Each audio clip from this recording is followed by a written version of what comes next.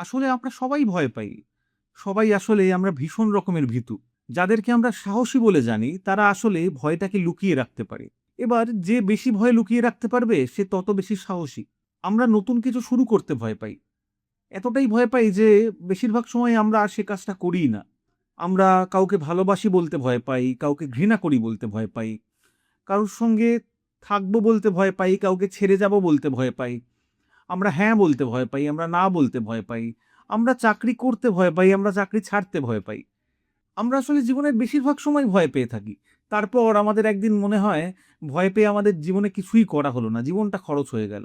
কিন্তু ফিরে যাওয়ার তো কোনো পথ নেই। জীবনের যে পথ আমরা অতিক্রম করে ফেলেছি, সেই পথে আমরা ফিরে আসতে পারবো না। সেই সময়টায় আমরা আর নতুন করে বাঁচতে পারবো না। তাই তখন আক্ষেপ করা ছাড়া আমাদের আর কিছুই থাকে না।